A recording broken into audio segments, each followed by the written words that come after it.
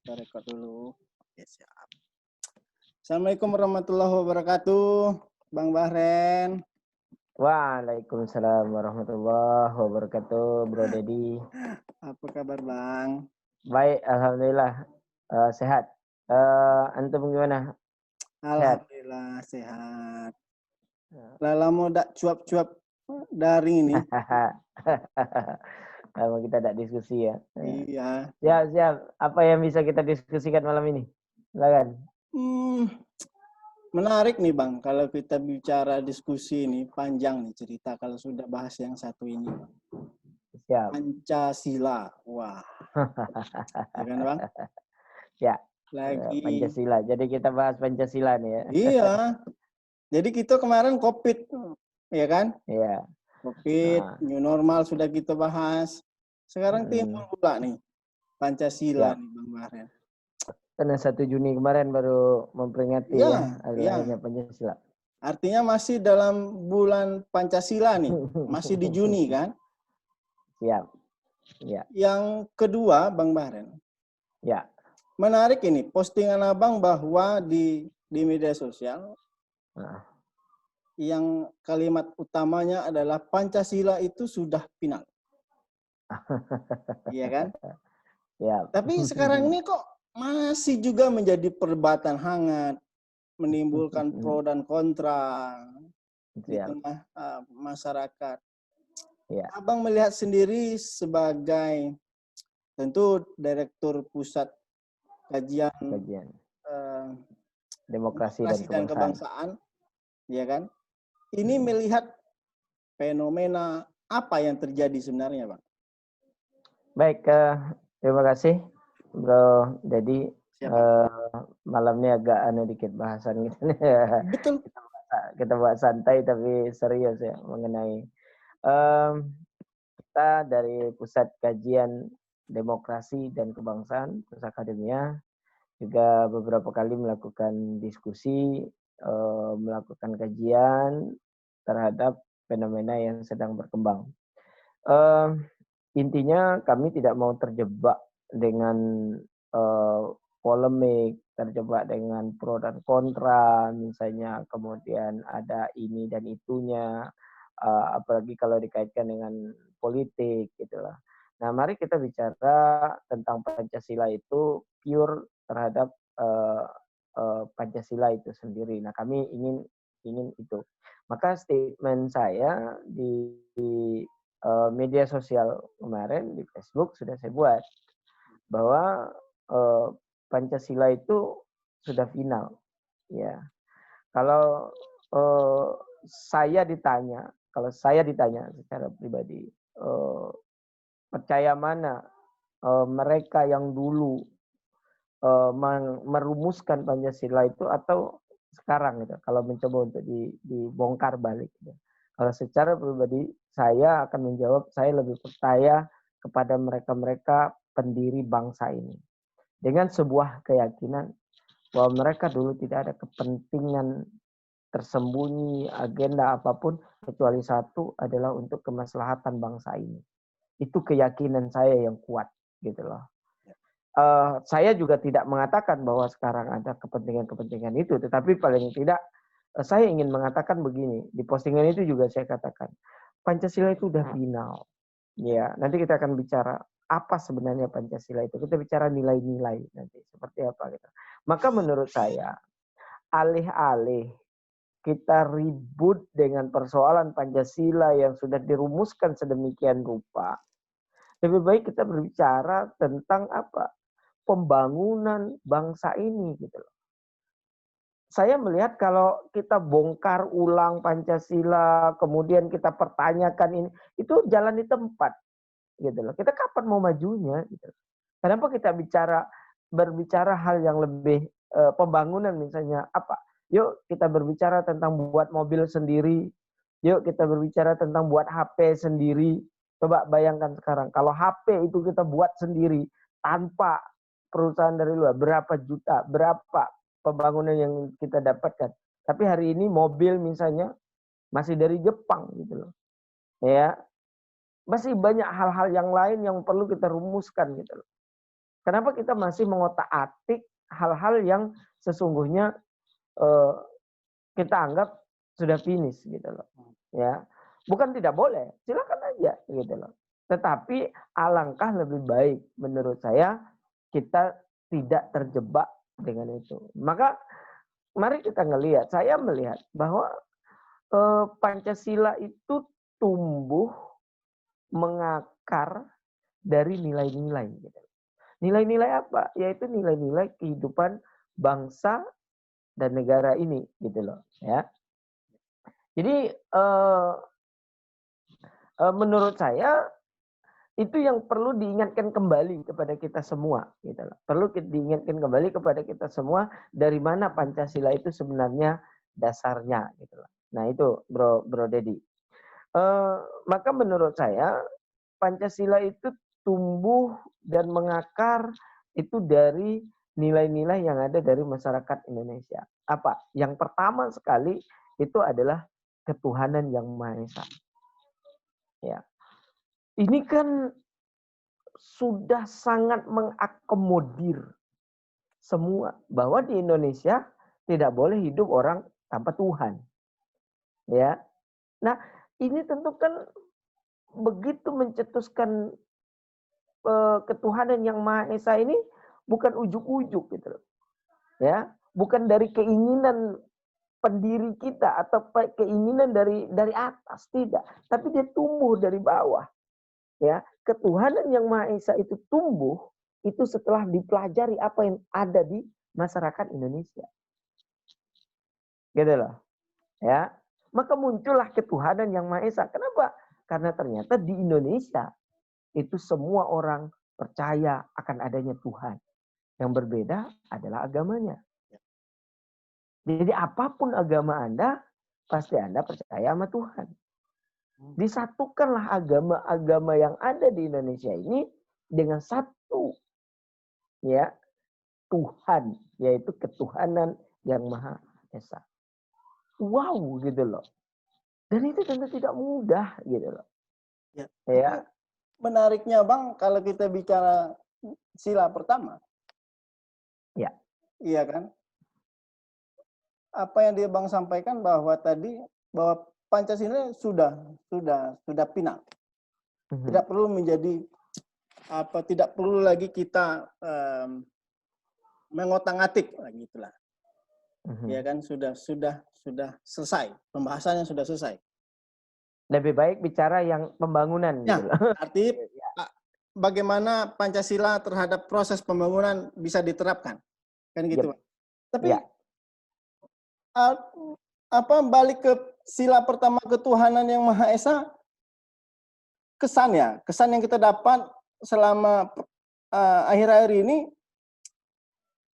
Pancasila selalu terkesan diadukan dengan persoalan agama.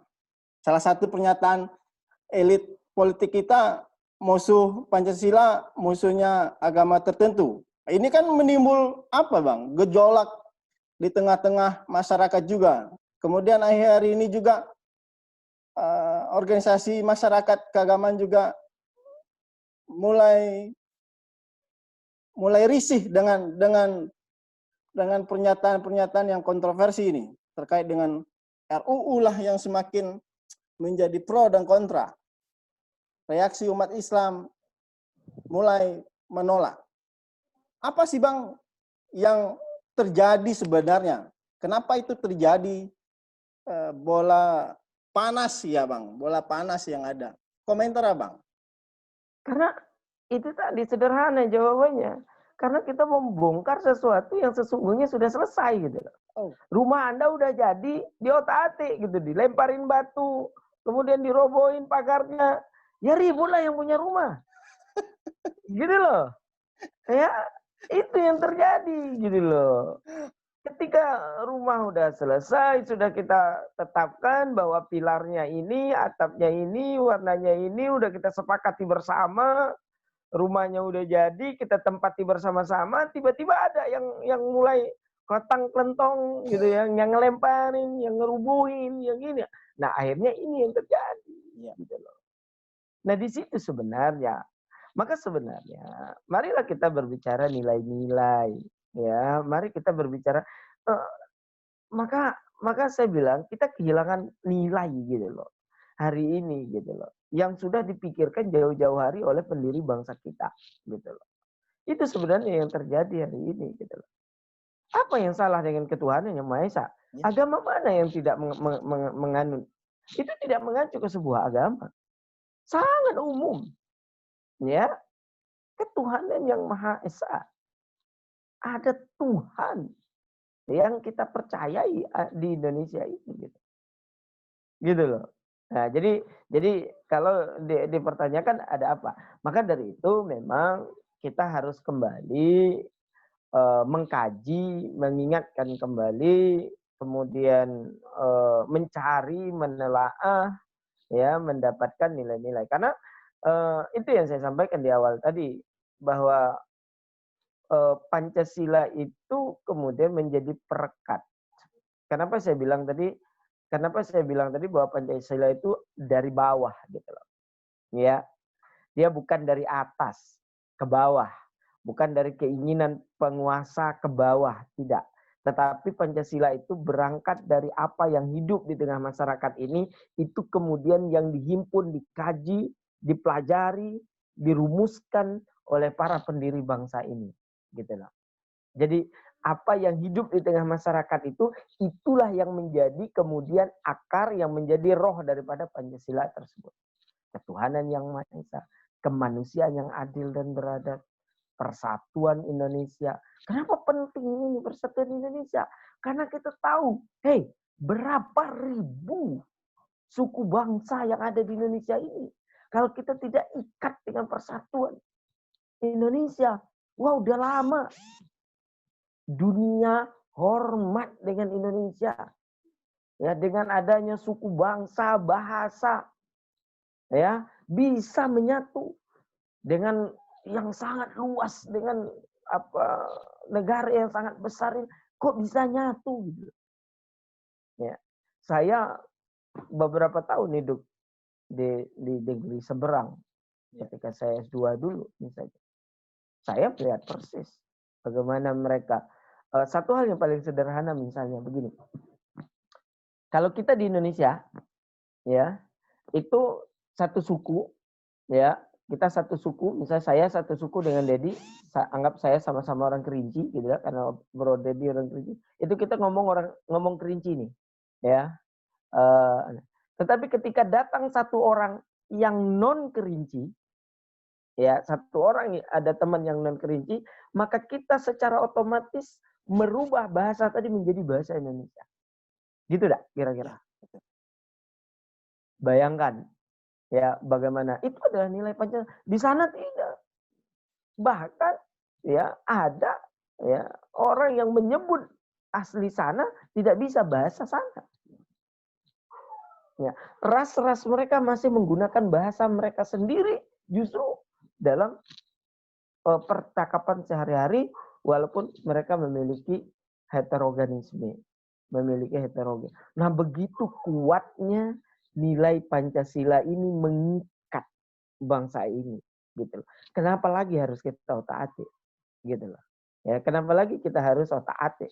Ya, kalau ikatan ini sudah begitu kuat, ikatan ini sudah begitu kokoh, sudah dipikirkan sedemikian rupa. Ya, itu persatuan Indonesia. Kita bersatu dari Sabang sampai Merauke dengan berbagai suku bangsa, dengan berbagai warna kulit, dengan berbagai buah-buahan, gitu ya, ya, dengan berbagai macam ya perbedaan yang kita miliki. Tetapi dengan satu sila persatuan Indonesia, menempatkan Indonesia sebagai satu-satunya wadah untuk kita berdiri di tanah air ini, gitu loh, persatuan ini. Berarti, gitu. Rakyat, yap. Berarti bahwa nilai Pancasila saat ini harus menjadi landasan konsep pembangunan ke depan.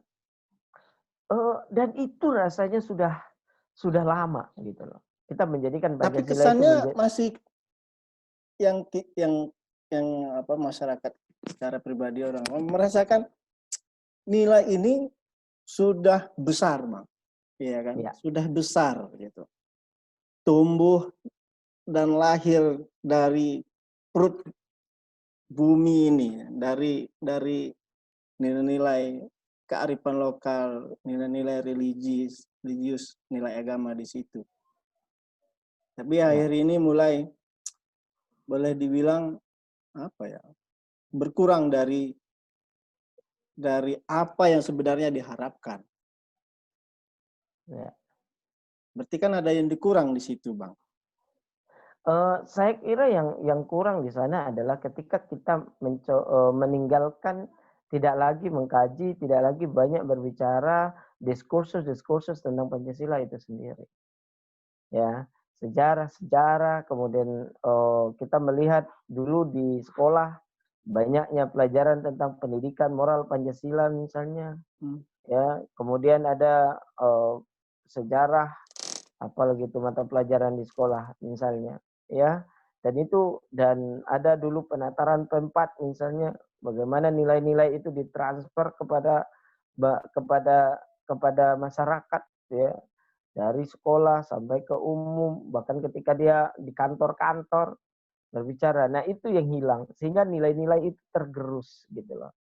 Ya, persatuan Indonesia ketika nilai-nilai itu tergerus, mulai dirongrong, mulai masuk agenda-agenda misalnya, masuk ke orang-orang yang banyak orang tidak suka. Ya bisa saja ada agenda dari luar sana, dari luar bangsa kita yang tidak ingin bangsa ini bersatu. Jangan-jangan juga ada yang memiliki agenda tertentu dan yang suka Indonesia itu hancur, yang suka Indonesia itu bertempur, yang suka melihat rakyat Indonesia itu berkelahi satu sama lain, yang mengambil keuntungan dari perpecah belahan itu, gitu loh. Kita tidak pernah tahu terhadap itu. Nah, maka dari itu, ya, nilai-nilai ini harus dihidupkan sebagai bumper, ya, sebagai tameng, ya, sebagai tameng untuk kita menghadang segala agenda-agenda buruk dari luar tersebut. Karena memang sudah demikian bahwa Indonesia itu tidak bisa dihancurkan secara secara frontal misalnya, tetapi bisa dihancurkan melalui dari dalam dengan kita dulu mengenal politik Belanda DPD et impera misalnya, ya, politik adu domba gitu. Dan sampai sekarang masih diterapkan. Karena ketika bangsa ini sudah berpecah belah, satu desa dengan desa yang lain sudah bertempur, satu kabupaten sudah bertempur dengan kabupaten yang lainnya, satu suku bangsa sudah bertempur dengan bangsa yang lainnya, satu agama sudah bertempur dengan agama yang lainnya, maka akan lemah. Nah, saat lemah itulah kemudian pihak-pihak lain akan mudah masuk untuk menghancurkan bangsa dan negara ini. Nah, ini kesadaran ini harus kita bangun. Ya, kalau kita berkelahi satu sama lain, itu tidak akan ada untungnya. Jangankan untuk membangun, ya, jangankan untuk membangun, bahkan kita akan susah hidup di tengah bangsa ini, gitu loh. Jangankan kita untuk membangun. Nah, kesadaran ini yang perlu kita sampaikan kepada masyarakat. Makanya jauh-jauh hari sudah dikasih bumper oleh pendiri bangsa kita ini, Persatuan Indonesia. Mereka ingin mengatakan, rakyat Indonesia, bersatulah ya kalau kalian mau maju. Bersatulah ya kalau kalian mau aman. Bersatulah ya kalau kalian mau tenang. Bersatulah ya kalau kalian ingin menjadi penguasa di dunia ini. Gitu. Dan kalau Indonesia ini bersatu, banyak yang ketar-ketir. Ya, bangsa-bangsa luar itu ketar-ketir. Coba bayangkan kalau kita bersatu, kita fokus membangun, ya, apa yang kita tidak punya? Batu bara kita punya, emas kita punya, ya. Apa yang kita tidak punya? Semua kita punya. Itu yang mereka takut, gitu loh. Nah, bagaimana caranya? Yaitu dengan memecah belah. Gitu loh. Bagaimana cara memecah belah? Cari dulu cara memutus yang menyatukan mereka apa? Ya. Jadi bagaimana nih cara untuk menghancurkan sapu lidi itu? Ya, kalau dia masih satu, ibarat nih saya kasih analogi, kalau sapu lidi itu masih satu, Wah itu susah bro untuk dipatahkan. Bagaimana cara untuk ngancurinnya? Ikatnya dulu yang harus kita putus. Ketika ikatnya sudah diputus, maka dia akan bercerai-berai, nah baru dipatahi sikok-sikok. Tang, tang, tang. Hancurlah bangsa dan negara kita itu. Iya. Balik yang pembahasan ini, Bang. Ya. Apa yang bisa kita lakukan hari ini di tengah, menarik nih pernyataan Abang, di tengah minimnya, Bang, atau kurangnya diskusi-diskusi kebangsaan, diskusi-diskusi yang membahas akan nilai-nilai Pancasila untuk dihidupkan atau mulai kita amalkan, kita hayati, kita terapkan dalam kehidupan. Ini kan sudah berkurang. Iya.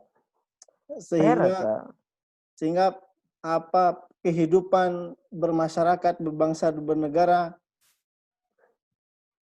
ya ada yang sesuai dan tidak sesuai dengan nilai-nilai kebangsaan. Apa yang bisa kita lakukan minimal kepada diri kita secara pribadi, Bang, menyikapi persoalan Pancasila yang selalu diusik dan selalu diganggu, sehingga ketentraman kehidupan berbangsa ini selalu memanas. Apa kajian yang pendapat Abang melihat ini, sehingga kita berbicara masalah tetapi ada saran, ada sebuah pendapat solusi yang ingin kita sampaikan, baik kepada diri pribadi, masyarakat, maupun pemerintah. Apa nih, Bang? Saya melihat pemerintah sebenarnya sudah mencoba ya untuk menghidupkan kembali, kalau bahasanya menghidupkan kembali ya, dengan membentuk badan-badan, misalnya badan BPI yang terakhir dibentuk oleh Presiden. BPIP.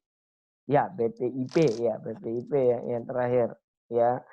Nah, saya rasa ini adalah sebuah usaha untuk menghidupkan ideologi bangsa ini ya, untuk memelihara ideologi bangsa ini ya.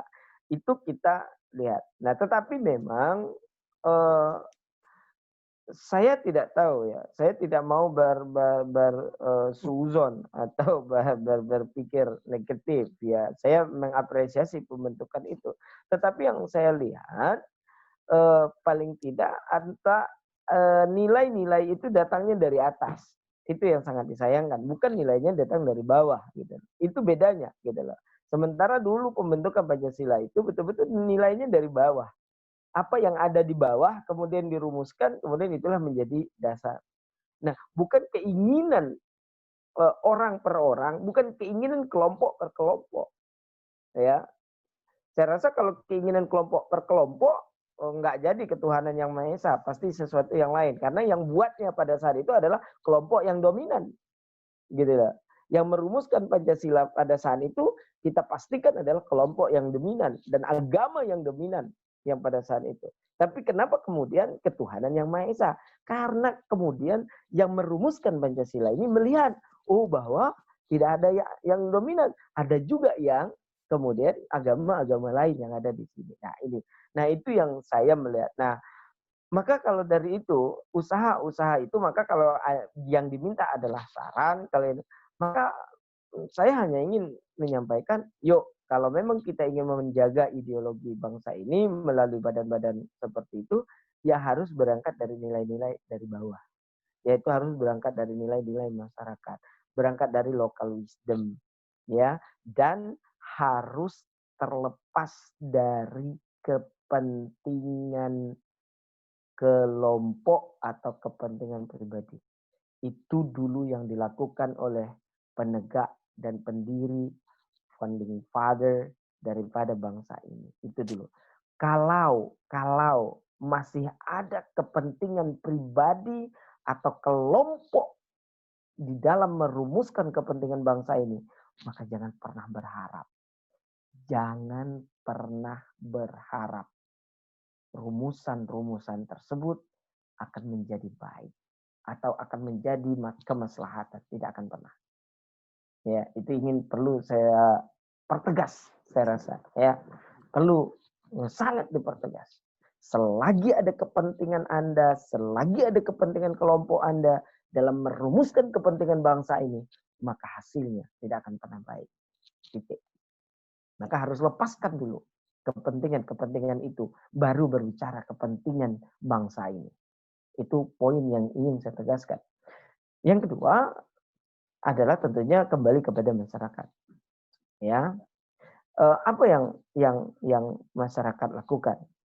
Yang pertama memang kita harus kembali lagi untuk menelaah nilai-nilai, mempelajari nilai-nilai, diskursus tentang Pancasila, tentang persatuan, tentang tentang heterogenisme, tentang kemajemukan. Kita harus berbicara. Kita terlahir dari bangsa ini yang memang sudah majemuk. Sebelum kita lahir memang sudah ada bangsa yang lain, ada bahasa yang lain. Saya ingin menegaskan, bro, kita tidak bisa meminta lahir dari rahim siapa, dari bangsa mana. Gak bisa. Kita memang sudah ditakdirkan untuk lahir di negeri ini. Ya, kalau saya misalnya, ya Allah, ya, lahirkan saya di Arab Saudi, nggak bisa lagi, udah lahir kok. Saya terlahir sebagai bangsa Indonesia. Dan sebelum saya lahir, itu sudah lahir terlebih dahulu orang-orang yang berbeda dengan saya. Berbeda agamanya, berbeda bangsanya, ya, berbeda bahasanya. Jangankan beda kabupaten, kampung sebelah saya aja beda kok bahasanya. Gitu loh. Sama. Iya. Apakah kita mau menafikan itu? Iya. Apa kita mau menolak itu? Kan tidak. Maka dari itu, apa yang harus dilakukan adalah menumbuhkan kesadaran itu kembali di tengah masyarakat. Yuk, masyarakat Indonesia. Kita tumbuhkan kesadaran bahwa kita memang terlahir di Indonesia yang notabene, yang keadaannya adalah memang majemuk. Ada banyak bangsa, ada banyak suku bangsa, ada banyak bahasa, dan segala macamnya. Maka apa? Maka yang harus kita lakukan adalah mengolah, menjadikan kemajemukan ini, menjadikan segala perbedaan ini menjadi sebuah kekuatan. Kekuatan untuk apa? Kekuatan untuk membangun bangsa ini. Ya, kekuatan apa? Kekuatan untuk saling mengisi, ya, saling melengkapi satu sama lainnya. Ya, misalnya kalaulah kita ini dari dulu bangsa ini, misalnya kita bisa buat pabrik ban dari karet. Karetnya ada di Jambi. Oh, misalnya di Indonesia Timur nggak ada karet. Nanti kita tukaran. Di Indonesia Timur ada emas. Yuk, emasnya dikasih ke Indonesia Barat misalnya. Wah, asik gitu. Ya, ada kekayaan yang luar biasa. Saling melengkapi. Gitu. Nah, tetapi inilah yang kemudian kesadaran-kesadaran ini yang mulai luntur. Nah, ini saya rasa dari kebijakan bangsa atau pemerintah, saya hanya ingin mengimbau. Kalau Anda mau merumuskan kepentingan rakyat, maka bersihkan diri Anda terlebih dahulu dari kepentingan apapun. Selagi ada kepentingan di dalam diri Anda, maka tidak akan pernah bisa berbicara tentang kepentingan kebangsaan ini. Jadi, gitu, bro. Catatan kita bahwa Pancasila sudah selesai. Tinggal kita menggali lagi nilai-nilai yang harus kita gali, harus kita bangun kembali dan kita terapkan dalam kehidupan berbangsa, bermasyarakat dan bernegara. Tapi Bang, dan jangan ya. Lanjut Bang. Dan Pancasila adalah sebagai pengikat. Ibarat sapu lidi itu adalah ikatnya. Dan orang sudah lama mencoba untuk menghancurkan ikatan itu supaya kita bercerai-berai. Dan jangan sampai itu terjadi. Iya. Oke. Disitulah makna persatuan dan makna kebersamaan di tengah keberagaman. Ya. Yang memang harus hari ini kita jaga. Tapi kalau kita, ini pendapat Bang, pendapat Ya, Abang atau kajian yang sudah dilakukan oleh Pusat Kajian Demokrasi dan Kebangsaan. Kembalinya isu atau pembahasan pembicaraan di masyarakat mengenai Pancasila ini akhir ini kan timbul karena ada RUU HIP ya, yang menjadi kontroversi di tengah masyarakat. Reaksi begitu kuat, bahkan penolakan demi penolakan itu terjadi.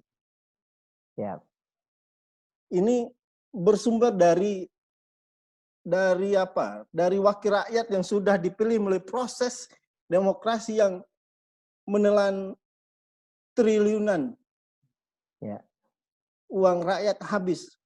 Kemudian oleh wakil rakyat muncul yang isu-isu yang ya perpecahan barangkali bisa menjadi perpecahan. Ada perbedaan pendapat yang meruncing pada persoalan. Saya jujur Bang, khawatir kok dibahas lagi gitu loh. Oke, RU ini kepentingan apa, tetapi penolakan ini muncul Bang. Iya kan? Apa pandangan atau yang bisa kita bagi nih Bang, supaya masyarakat juga sebenarnya sudah capek Bang, karena pribadi Forum Diskusi Jambi dengan Abang udah 10 tahun bicara Pancasila dari desa ke kecamatan ke kabupaten. ya, Iya kan? Udah usaha kita ngidupin itu sudah jalan Bang. Iya kan? ya, Kok muncul lagi nih polemik-polemik yang meresahkan sebenarnya. ya. Apa sih Bang? Ini Dedi ini kegalauan juga gitu loh. Apalagi baca, jujur Bang, ini curhat dengan Abang. Baca satu Bang, memang udah betul ini, udah selesai suara jujur. Abang lewat media sosial itu kan suara jujur yang ingin Abang sampaikan. Dan saya yang baca, iya juga iya gitu loh. Udah lama nih kita nggak bicara Pancasila lagi gitu loh. Ya, Jadi khawatir, betul Bang, betul bilang Abang tadi itu. Kepentingan kelompok tertentu yang ingin memecah belah. Khawatir ya, betul Bang dengan kondisi seperti ini. ya, Siapapun lah kepentingan besar di balik itu. Tapi kan kita ya, nggak, pesan Abang tadi, kita nggak mau bangsa ini runtuh roboh kekuatan yang sudah dibangun dengan power yang besar, dengan pengorbanan yang luar biasa. ya. Apa Bang? Benarnya gelitik, makanya aduh yuk daring lah dengan Bang Bahren gitu. Makanya saya ngajak ketua KNP itu, apa sih pandangan anak-anak milenial, anak-anak muda terhadap Ya, Pancasila itu sendiri Bang? ya, betul. Itu Ya, memakai kegelisahan betul Bang. Silakan Bang. Aduh. ya, ya. Forum Diskusi Jambi, kalau kita flashback, memang ke belakang kita sudah sangat mungkin ratusan ya seminar yang kita laksanakan melalui Forum Diskusi Jambi yang fokus terhadap nilai-nilai kebangsaan, nilai-nilai persatuan yang selalu kita gaungkan, keadilan sosial ya yang selalu kita sampaikan. Tapi yakinlah Bro, jadi apapun yang kita lakukan itu dia tidak akan pernah sia-sia, tidak akan pernah ya tidak jangan khawatirlah terhadap itu. Insya Allah itu adalah kontribusi terbaik kita terhadap bangsa dan negara ini, gitu loh. Nah, persoalan yang terjadi saat ini, kalau saya selalu berpikir positif, kemudian kita melihat sesuatunya secara objektif, ya, maka ini adalah sebuah dinamika di dalam dunia, di dalam berbangsa dan bernegara, gitu. Tapi lagi-lagi memang begitulah bangsa, psikologi sosial masyarakat Indonesia. Dia akan sangat reaktif terhadap sesuatu hal yang memang mengganggu apa yang sudah menjadi keyakinan, apa yang sudah menjadi pegangan mereka selama ini. Nah, saya rasa di situ munculnya reaksi-reaksi hari ini karena ada yang terganggu di sana. Karena kalau kita melihat bahwa demo-demo dulu ya terhadap kebijakan-kebijakan pemerintah itu selagi tidak menyangkut dengan keyakinan, tidak menyangkut dengan apa yang belief system yang mereka yakini, maka tidak akan menimbulkan reaksi yang begitu besar atau begitu cepat misalnya. Tetapi kita ngelihat penolakan-penolakan terhadap rancangan undang-undang itu dipastikan jika ada penolakan itu dipastikan menyangkut dengan apa yang sudah mereka yakini selama ini kebenarannya, apa yang sudah mereka pegang selama ini, dan itu yang coba dimulai di otak-atik gitulah. Nah, di situ sebenarnya perkaranya. Di situ sebenarnya kenapa hari ini muncul berbagai reaksi dari elemen-elemen masyarakat. Artinya apa? Kalau saya ingin menganalogikan itu seperti tawon. Ya, pernah ngelihat sarang tawon gitu. Sarang tawon itu kalau tidak Anda ganggu, ya itu nggak akan ngejar atau tidak akan ya tidak akan. Coba tapi jangan coba-coba Anda ganggu gitu loh. Itu ke lubang semut dia kejar gitu loh. Ke lubang semut dia kejar. Nah, coba ya ganggu lah, kalau nggak coba nanti Bro Dedi cari sarang tawon itu ya lewat aja. Nggak ada maksud mau ganggu, lewat. Nggak ada masalah. Tapi coba pukul gitu loh. Hancurin rumahnya. Coba larilah kemanapun. Kalau lubang semut dikejar sama dia. Karena dia sengat nyotunya tidak tahan. bisa demam 3 hari 3 malam ya paling tidak. Ya, karena. Nah, kira-kira itu saya tidak ingin berbicara terlalu spesifik terhadap itu, tapi gambaran umumnya kira-kira seperti itu gitu loh. Gambaran umumnya seperti itu. Maka dari itu lagi-lagi kita berharap ya kepada kawan-kawan yang ada di legislatif. Sekali lagi kita sangat berharap dalam merumuskan undang-undang, dalam merumuskan yang menyangkut aturan-aturan yang menyangkut untuk kepentingan umum, maka sekali lagi harus melepaskan diri dari kepentingan pribadi dan kepentingan kelompok. Yang pertama. Yang kedua, harus berangkat dari nilai-nilai yang hidup di tengah masyarakat. Gitu loh. Bukan kehendak dari atas yang dipaksakan ke bawah, tapi mencermati, mengakomodir apa sesungguhnya yang sedang berkembang di tengah masyarakat. Jika tidak, maka tidak perlu ini tidak perlu dibahas atau tidak perlu dilakukan otak-atiknya. Nah, yang terjadi sekarang itu masyarakat adem saja, masyarakat tidak pernah bahas itu, masyarakat aman masih dengan segala yang mereka yakini hari ini, tiba-tiba di otak-atik, diganggu ya, nah kemudian itulah yang akan menimbulkan reaksi-reaksi. Nah, kita tidak ingin reaksi-reaksi tersebut membawa masyarakat Indonesia kepada perpecahan, atau lagi kita melihat hari ini jangan sampai ada kelompok masyarakat A bertempur dengan kelompok masyarakat B, dan ini jangan sampai juga menjadi nanti yang tepuk tangan yang menciptakan ring gitu loh. Ya, nah itu yang kita tidak inginkan. Sementara kita sama-sama anak bangsa gitu loh.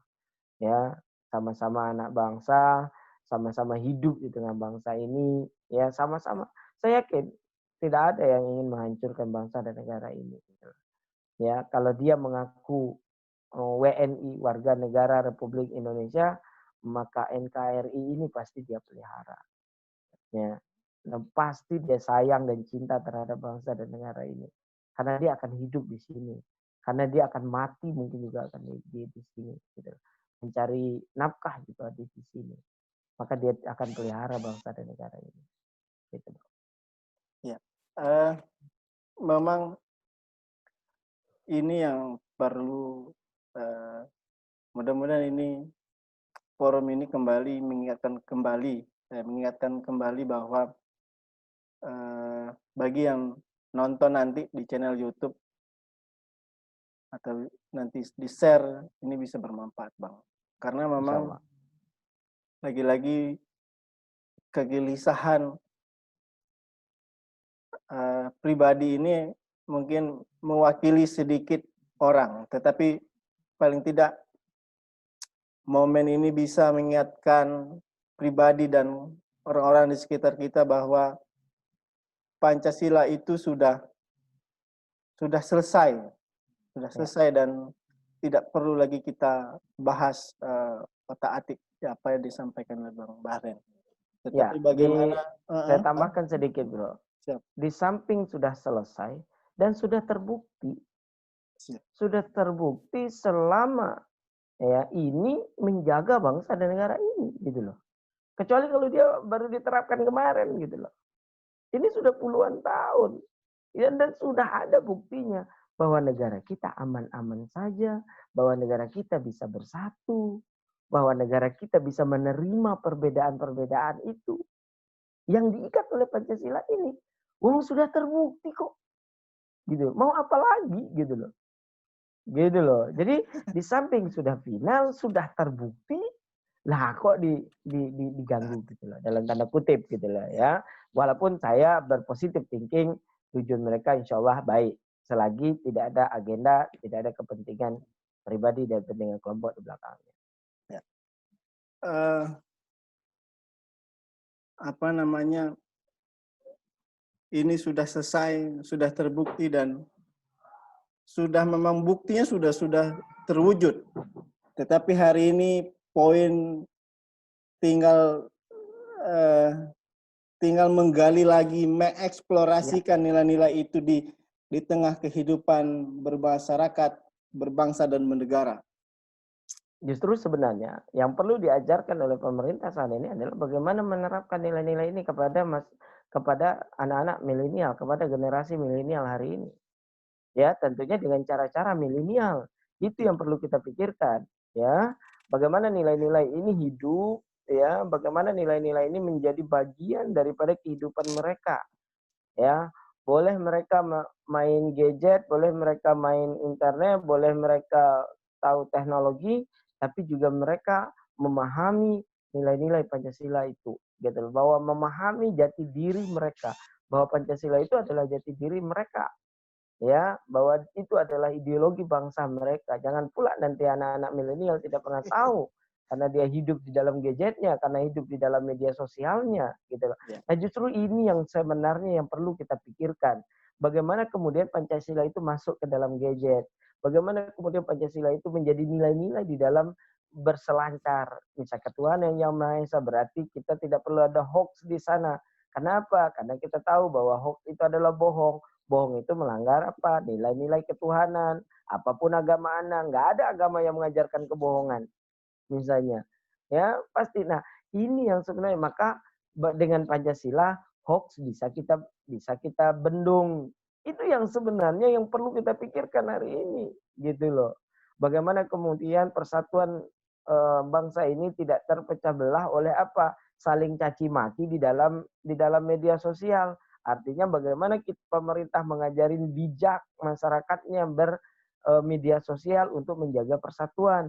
Bagaimana kemudian media-media sosial itu harus dibekali dengan nilai-nilai persatuan bangsa ini. Ini yang perlu kita pikirkan gitu loh. Ini yang perlu kita rumuskan gitu loh. Bagaimana nilai-nilai ini kemudian mampu menjadi warna kehidupan masyarakat milenial hari ini. Mewarnai gitu loh. Bahwa nilai-nilai Pancasila itu hidup di dalam masyarakat milenial hari ini. Itu yang perlu kita rumuskan, itu yang perlu kita bukan mengotak-atik Pancasilanya, tetapi mengotak-atik bagaimana supaya ini kita terapkan, bagaimana supaya ini hidup. Itu loh yang seharusnya kita lakukan. Sebuah warisan yang harus dipertahankan dan terus diteruskan ke generasi berikutnya. Dan menyesuaikan zamannya. Dan insya Allah Pancasila itu akan sesuai terus dengan zamannya. Karena memang dirumuskan bukan untuk zaman kemerdekaan atau zaman revolusi. Tetapi dirumuskan untuk nilai-nilai ideologi bangsa ini. Tugas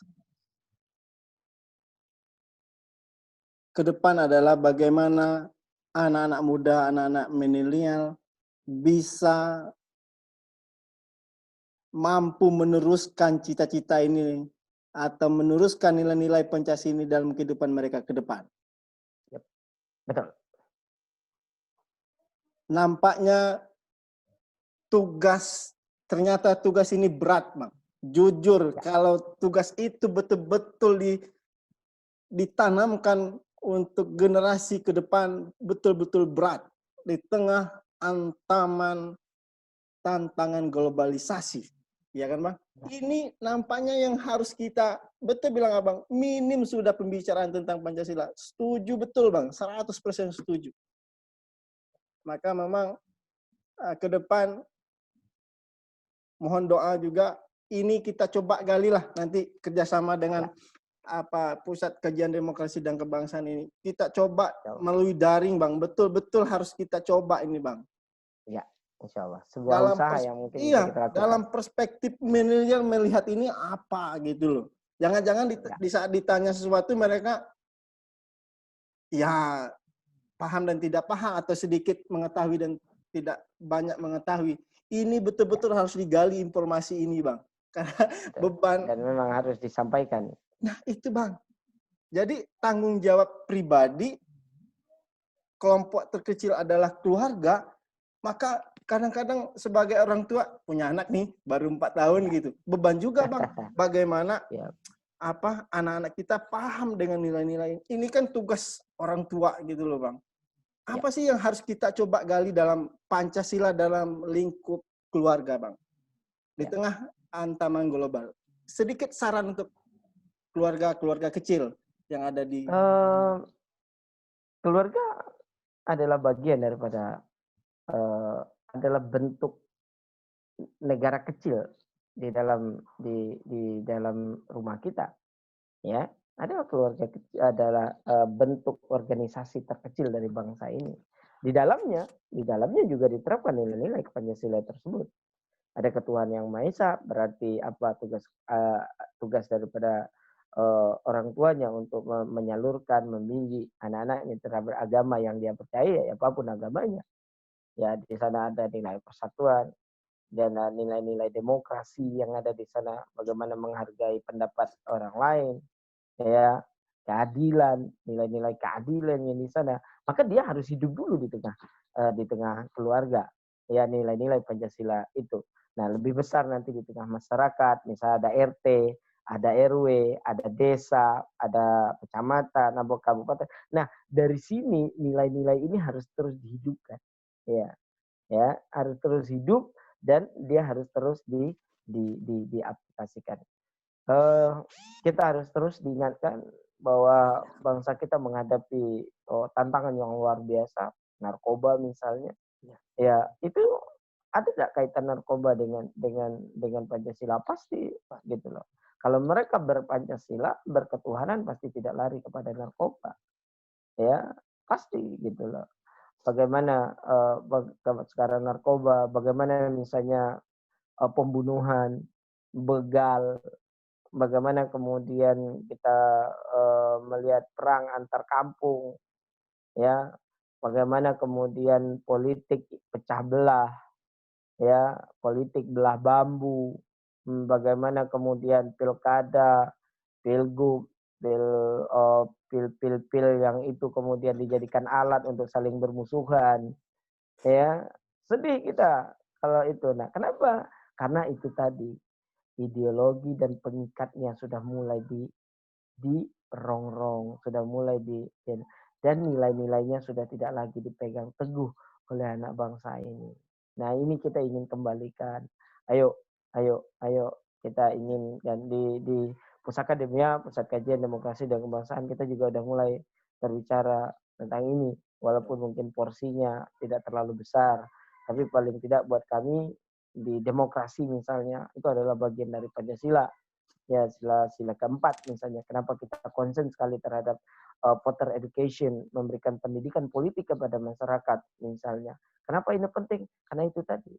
ya, karena kita ingin selalu menyampaikan bahwa kita menginginkan pemimpin yang berkualitas, maka harus dicerdaskan dulu pemilihnya.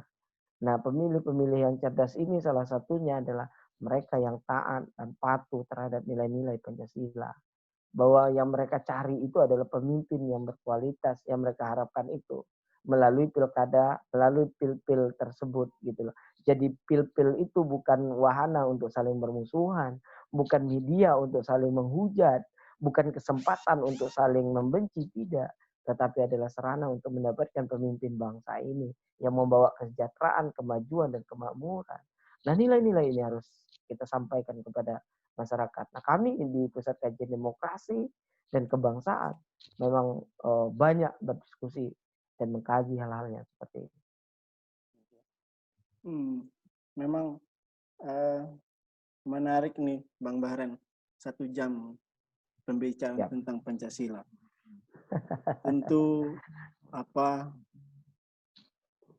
kalau kita bahas Pancasila, kita gali, itu tidak akan habis. Habis pembahasannya. Betul.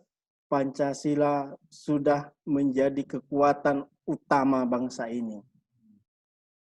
Jangan lagi dirongrong, jangan lagi diusik masalah Pancasila.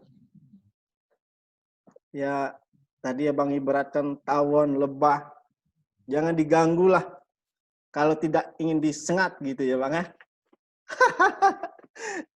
Iya, itulah makna kegiatan daring malam ini Bang. Poin penting adalah menumbuhkan Pancasila itu dari diri sendiri, dari keluarga.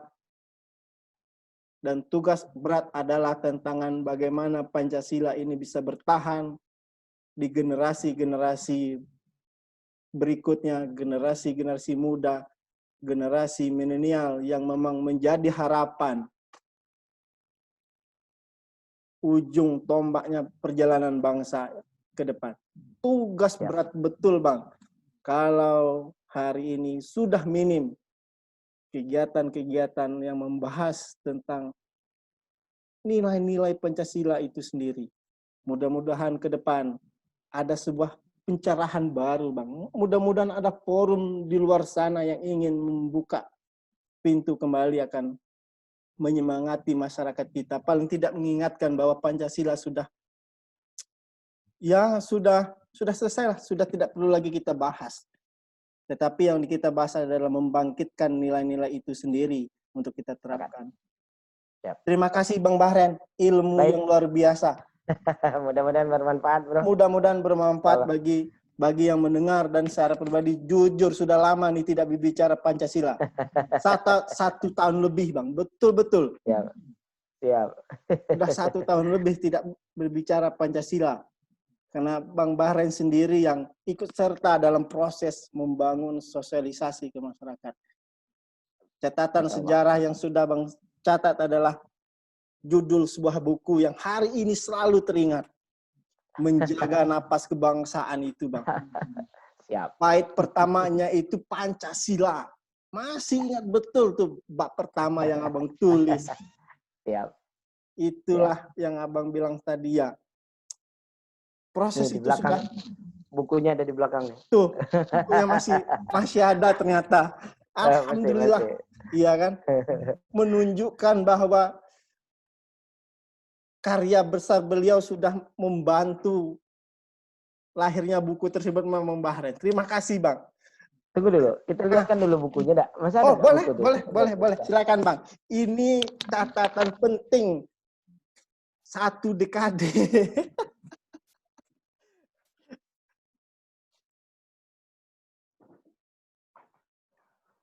Tuh, alhamdulillah. Alhamdulillah. Beliau menunjukkan buku Menjaga Napas Kebangsaannya. Pengantar adalah profesor, orang tua kita, Profesor Rojali Abdullah. Catatan Bang Bahren disitulah tercantum.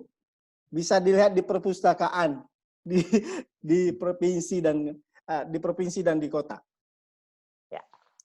Ini adalah catatan yang barangkali menjadi satu kebanggaan pribadi dan teman-teman yang ada. Terima kasih Bang Bahren. Baik, terima kasih. Bro. Terima kasih. Sama-sama. Sudah 10 tahun sudah. Jujur, perjalanan itu lahir dari sebuah buku. Dan itu adalah ide Bang Bahren. Jujur betul itu idenya Abang. Sampai menjadi editor, sampai menggarap bahan-bahan yang ada itu. Kalau tidak ada buku, Forum Diskusi Jambi tidak meninggalkan catatan sejarah, Bang. Jujur betul, Bang. Tidak akan ada proses tahun demi tahun dilalui tidak tercatat di situ. Terima kasih masukannya, Bang. Terima kasih sekali lagi, terima kasih. Ya, insya Allah. Mudah-mudahan. Baik, Bro. Mudah-mudahan pertemuan malam ini mendapat bermanfaat, ya. Kemudian mendapat berkah dari Allah Subhanahu Wa Taala, dan semoga juga bangsa kita selalu dilindungi oleh Allah, dan terus kita terus berbuat kepada bangsa ini sebagaimana juga John F. Kennedy itu mengatakan, jangan tanyakan apa yang telah negara berikan kepadamu, tapi tanyakanlah apa yang telah kau berikan untuk bangsa dan negaramu. Napas kebangsaan. Terima kasih sekali lagi Bang Bahren. Mohon maaf kalau ada kata atau yang salah, mohon dimaafkan. Mudah-mudahan kita jumpa lagi di forum lain, baik secara tatap muka, daring, dan sebagainya. Mudah-mudahan nanti menjadi amal ibadah kita nih Bang. Jujur. Amin. Terima kasih sekali lagi dan mohon maaf. Sampai jumpa Bang. Sampai jumpa. Assalamualaikum warahmatullahi wabarakatuh. Waalaikumsalam warahmatullahi wabarakatuh.